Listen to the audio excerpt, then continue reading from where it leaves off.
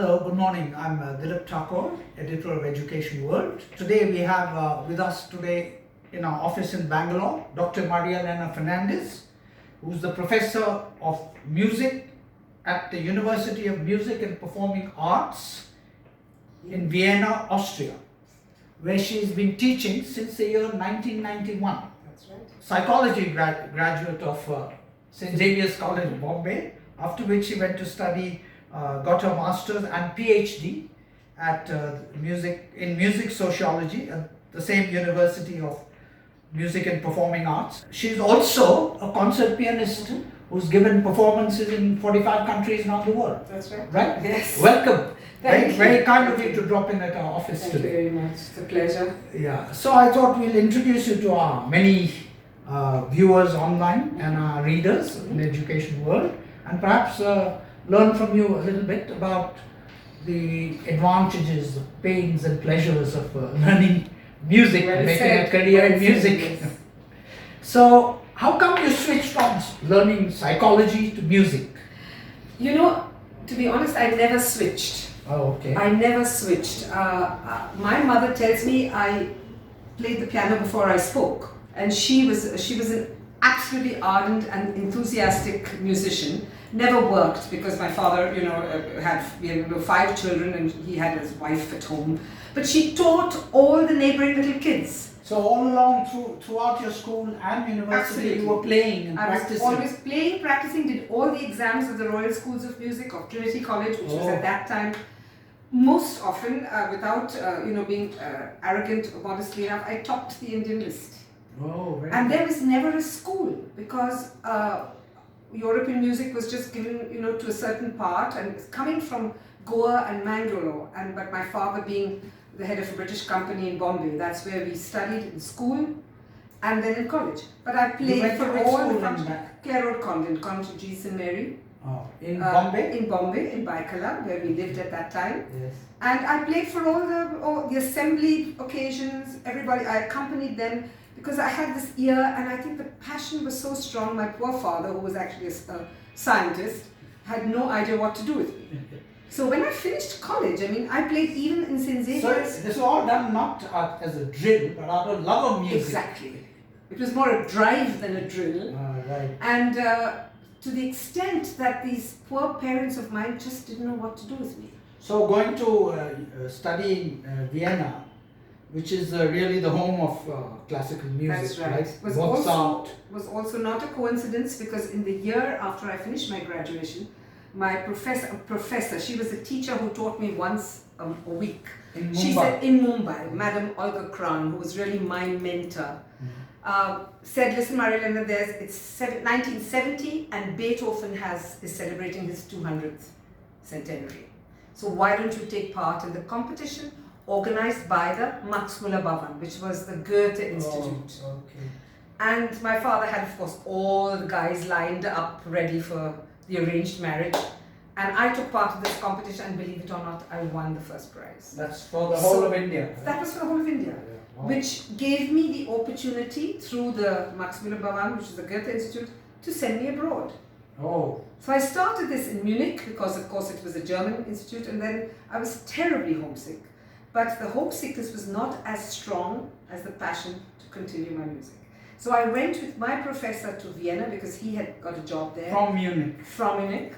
And since 1972, I've been in Vienna. So it's like studying my goodness. in the academy, then finishing my master's in the Hochschule, my doctorate at the university, and now a professor there. So it's one and the same building in which I've been since the last 100 years. And looking back, you don't have any regrets. It's a good. On the contrary, it's a just career path you always wanted. always wanted. Yes. Always wanted. And not only performing, but teaching, constantly interacting with young, talented musicians from all over the world. We have about 50 countries represented as students. At the university. 3,000 students, yes, who come there from all over, who are just, they enjoy competing. It's a healthy competition. We have about 20 locations, although we have a campus now since the last 10 years, and it's one of the leading universities in the world. For music. For music and performing arts. Performing arts. Which includes dance. Which includes, yes, music in all instruments, Yes. chamber music, dance, theatre and film. And it has how many students at the university? About 3,000, 3,000, yes, and about 1,500 teachers, educators. Undoubtedly, it's a very old university. It's a very old, it's 200 years. 200 years old. Yes, just like the city has always lived on its art and culture, and we have the occasion and the possibility to perform in the big, huge music halls, which give us experimental room, you know, where we try out contemporary stuff. We do a lot of experiment also with other institutions where you have pantomime, you have advanced art, developing arts, and you know, get together and just sort of play around, interacting, many of the times in front of an audience. Enjoyable education. It is enjoyable education, which I hope should be for the future the most important thing. It doesn't. I want to get away from this thing called Western classical or Eastern or Indian. What's your advice to parents who say, no, academics is very important, don't worry about music and co-curricular education? Would you say that music, actually learning music, helps your academic education? It does, and I would go one step further and say music is an academic subject, because you can take it seriously, you can study the theory behind it. You can also do things which you cannot do, for example, in mathematics or in physics, which are purely sciences where you have to study the facts about it. And here, within a fact, 2 and 2 is not necessarily 4. In music? In music. One shouldn't differentiate music, Eastern, Western, etc. So, do you see any, after a long study of music, is there some similarities? There is similarity, and there's definitely a progress. And I do think the digital world is bringing us into a level where many, many more people have access to listening to music of all kinds. I mean, you don't have to go to a concert to say it was good or not good. I don't even use the word right or wrong, because it's something that appeals to you, it's something that influences you. And as one of the composers like Schoenberg says, feelings and expression are 2 different things, because it's a personal thing to have several feelings, but maybe it's just one way of expressing oneself. That's so how different is Indian classical music from Western classical music, since you have a That's right. Indian background?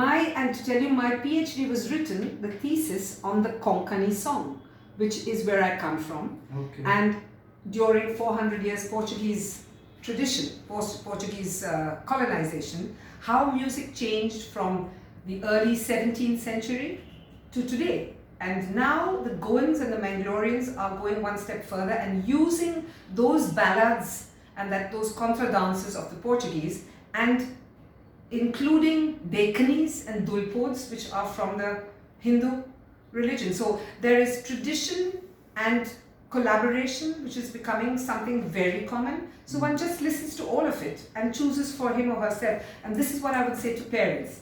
Give your child, if you find your child is talented, give him or her the opportunity at an early age to either use, percussion with drums, with tables, not necessarily force them into an academic thing where you have to learn the piano, because very often, and this is the experience I have had, children stop because they're forced to do things.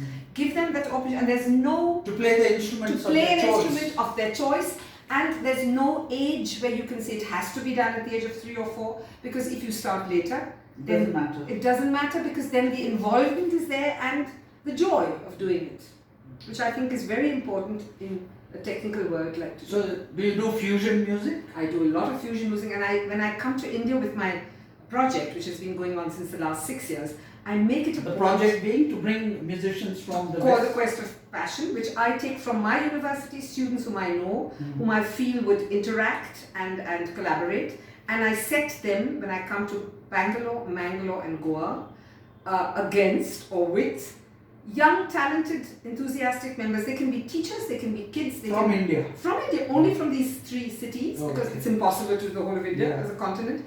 And watch the way they act and react. Interact. And more than often... And they play together. They play together, they experiment. We have things on weekends called music labs, where they get to know each other. And for me, the most exciting thing is after 24 hours, as if they've always been together.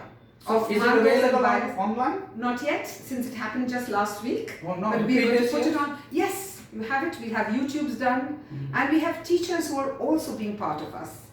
And now it's sort of caught on very fast. So we're invited every year. Usually in February, we invite everybody who are these cities to join us. It's free of charge.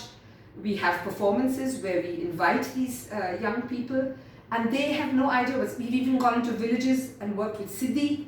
They got on so well. They got on so well, yes. And this is what I call dialogue, you know. And I think in a very critical time now, politically and even worldwide, music does something very strong to us. It unites people. It unites. And there's an empowerment of it where people of all ages are allowed to feel and act accordingly. And I've started inviting people now to Austria. So our university is also very much involved, and it's become a conscious effort of starting in a little way and taking you around the world. So you'll be back next February I will be again, back next doing February. the same thing. Exactly. Doing the same thing, but on different lines. So it's like an enhancement. It's like a theme and variations. And it evolves. It evolves. Yes. Well, thank you very much.